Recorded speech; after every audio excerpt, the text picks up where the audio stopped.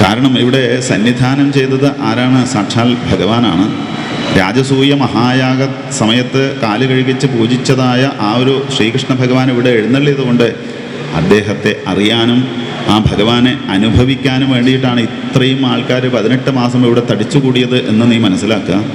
ഈ കാണുന്നത് നീ സാധാരണ നിൻ്റെ ഒരു ബന്ധുവായിട്ടുള്ളതായ നിൻ്റെ അമ്മാവൻ്റെ പുത്രനായിട്ടുള്ളതായ കൃഷ്ണൻ മാത്രമല്ല, ഇത് സാക്ഷാൽ പരമാത്മാവായ ഈശ്വരൻ തന്നെയാണ് എന്ന് മനസ്സിലാക്കുക. ആ കൃഷ്ണൻ്റെ യോഗ്യത കൊണ്ടാണ് ഇതൊക്കെ ഭംഗിയായിട്ട് നടക്കുന്നത് നീ മനസ്സിലാക്കുക എന്ന് ധർമ്മപുത്ര മഹാരാജാവിനോട് പാണ്ഡവന്മാരോട് സാക്ഷാൽ നാരദ മഹർഷി പറഞ്ഞു കൊടുത്തപ്പോൾ ആ പാണ്ഡവന്മാർ ധർമ്മപുത്രർ എല്ലാവരും കൃഷ്ണ പാർത്ഥാവുപാമന്ത്രിയ പൂജിത പ്രയയോ മുനി ശ്രുത്വാ കൃഷ്ണം പരം ബ്രഹ്മ പാർത്ഥ പരവിസ്മിത. അവരൊക്കെ വീണ്ടും ആ ശ്രീകൃഷ്ണ ഭഗവാന്റെ പാദങ്ങളിൽ വീണ് നമസ്കരിച്ചിട്ട് ഇത് അത്ഭുതത്തോടു കൂടിയിട്ട് ഭഗവാനെ ആശ്രയിച്ചതായ ആ ഒരു സന്ദർഭം ഓർമ്മിക്കുക നമ്മളും.